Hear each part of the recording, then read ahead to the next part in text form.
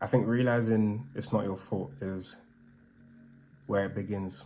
And that's not to shift the blame on anyone else or even to, blame them for it. It's rather accepting that you're truly a combination and a product of your environment. That's where it begins. Your journey begins when you accept that thus far you haven't been in control, nor have you been aware, but now it's time to take accountability for it. But it's almost reverse accountability. By giving away the reason as to why you are the way you are, you can then take control of it once more. So that's the mind, and it's not your fault. Everything up until now has been you secretly being indoctrinated, secretly being trained to accept what you've accepted, to believe what you've believed, to go after the things you've gone after, to desire the things you desire, to hate the things you hate. It's a continuous process of training you. Yeah. And you may not have realized it, which is fine. But the first step is the mind. And like I said, it's not your fault. But why don't we address your current way of thinking? Why don't we talk about it for a few moments? I think the first place to start is, how do you think? And there's two ends to the spectrum. There's love, and then there's fear. Not hate, fear. Love and fear. I heard someone say that those are the only true two emotions in the world, love and fear. And if your mind is full of love, you'll live a considerably different life to when your mind is full of fear. And if your mind is full of fear, then there's not much hope there. And love gets rid of fear, and fear doesn't allow you to love. So a lot of what you see and a lot of what you've gone through is fear. Fear of failure, fear of rejection, fear of tomorrow, even the fear of now.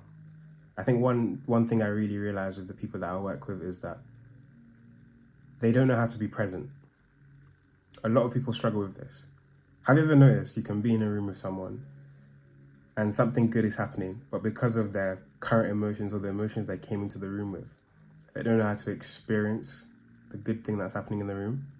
And I find it very frustrating because it's something that I've learned to fix in myself and address in myself. And it's something that I've been shown to do, which is to be present. And what does it mean what does it look like to be present? It means to forget what happened 5 seconds ago and not look to what's going to happen in the next 5 seconds, and literally live life 5 seconds at a time. 5 seconds at a time. 5 is a good number. 5 is a gracious number. Some say it's a number of grace. So give yourself enough grace to live life 5 seconds at a time. And be present.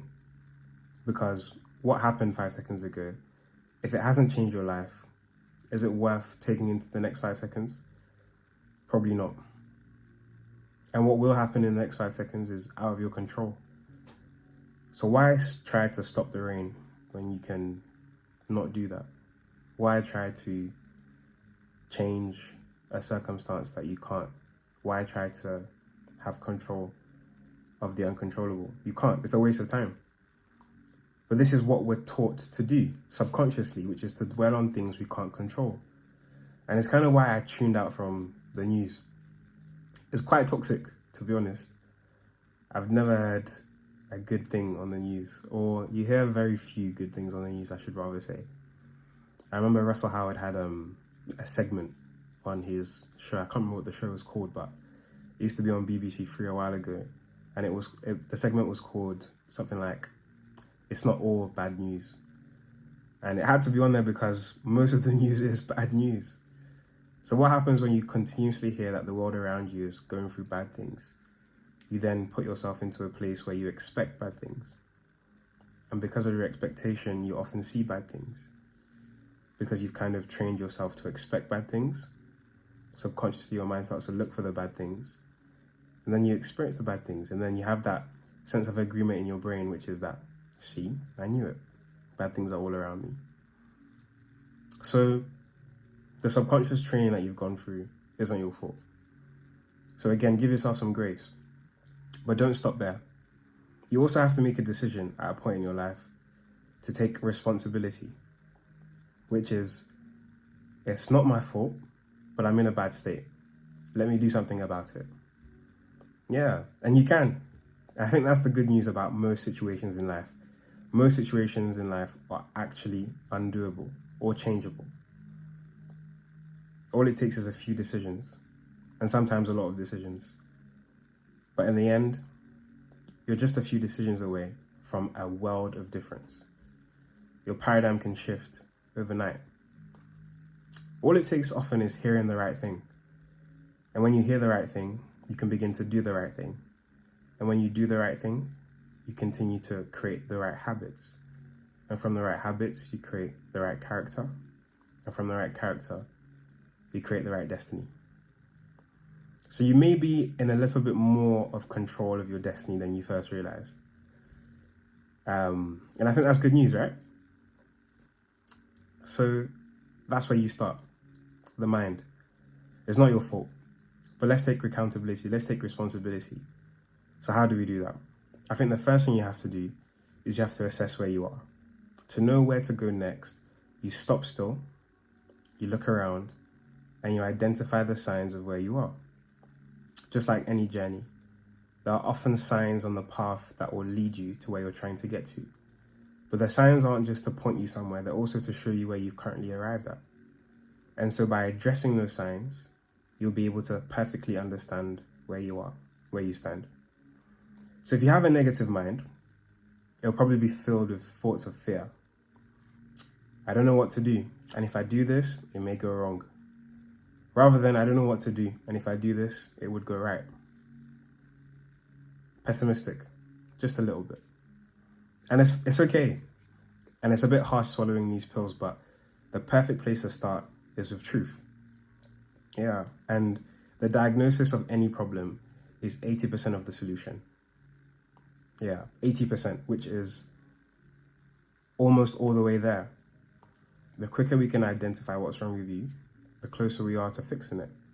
Because again, most things are fixable. And I want to suggest to you that your mind is fixable. So that's the good news. Start with your mind, because everything in your mind perpetuates the life that you will live. It significantly controls everything you're going through, more than you realize. Like, you don't realize how much your mind really has a role to play in the events you're going to witness tomorrow.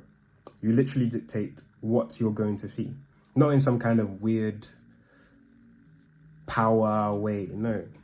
But what your mind is geared to fixate itself on is what you will fixate yourself on. Yeah. And because of that, that's your experience.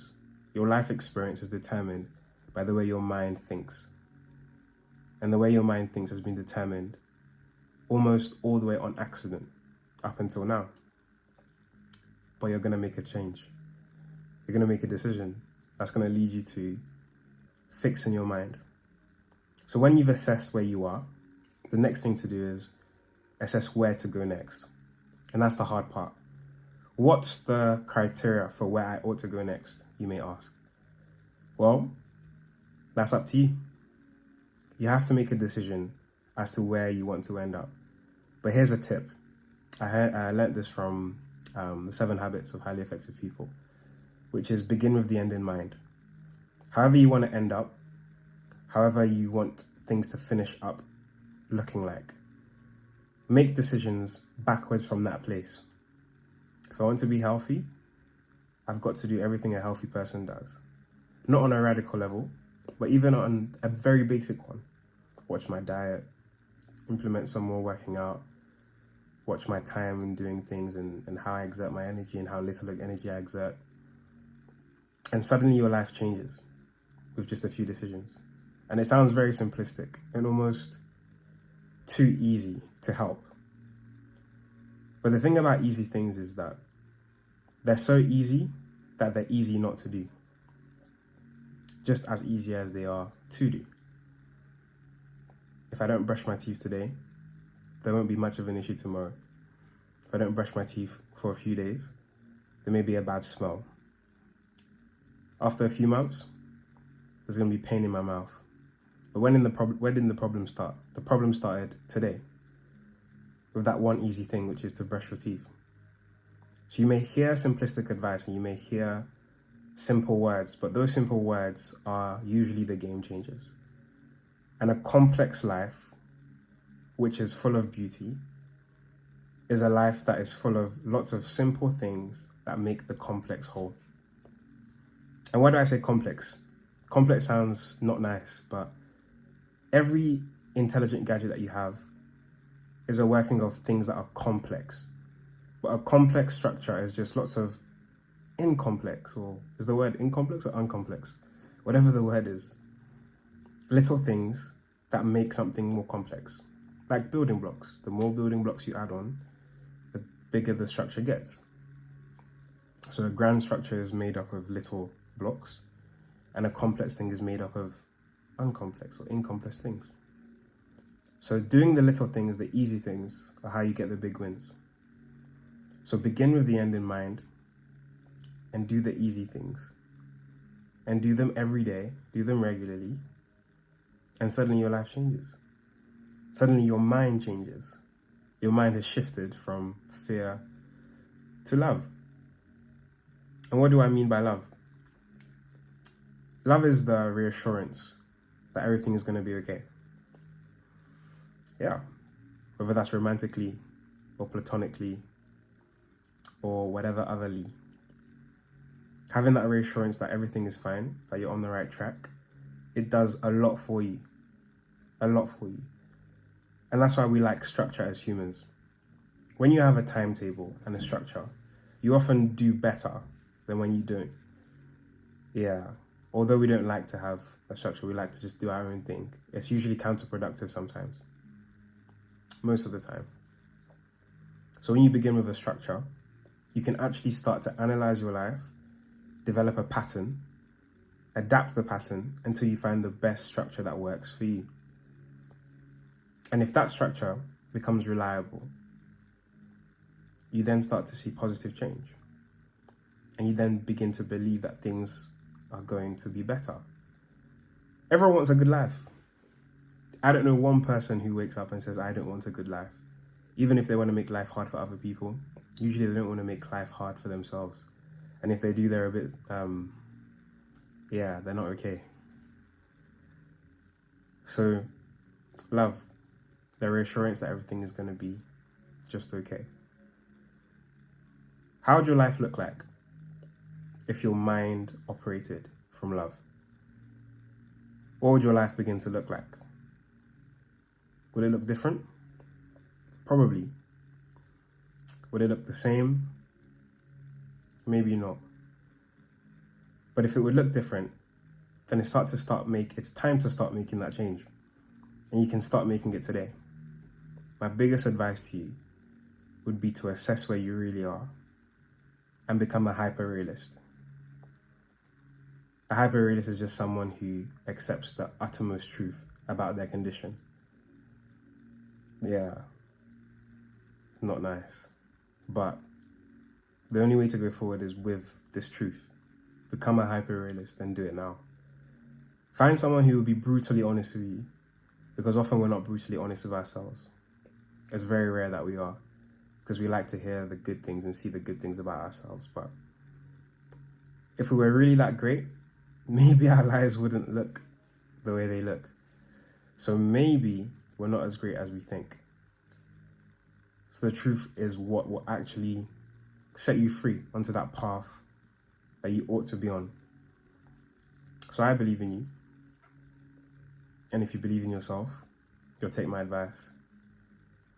I don't want to advise you. I'm just talking, really. Yeah. But it begins with the mind. And when you do these things, you'll reach the place of clarity.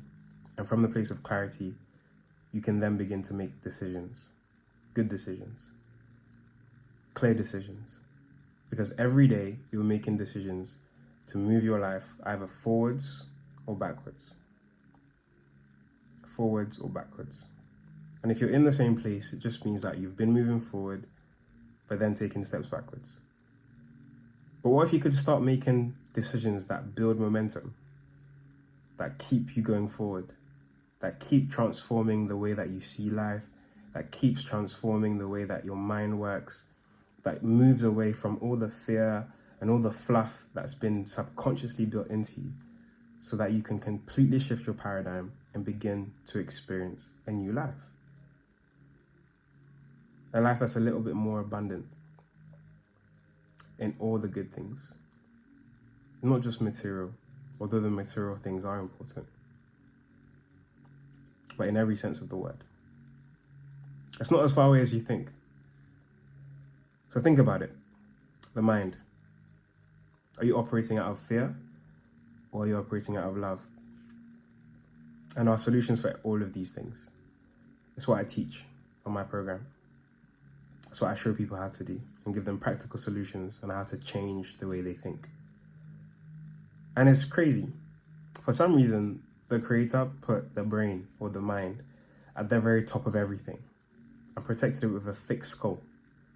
And from this cranium and from this mind, we drive the vessel that we live in until the day that we leave the earth. So maybe it's important on how we treat it. Maybe it's important what's inside. Why don't you diagnose for a few moments? Why don't you take a step back and think about it? Why don't you ask someone to help you think about it? Why don't you find a community of people who will help you assess it and then move into the desired life that you want? Because I'm guessing that's why you're here. I'm guessing that's why we're all here. So, the mind, it's not your fault, but it is your responsibility. So, it's up to you. Do something about it. And if you want my help, just message me. Okay? I'll see you in the next video.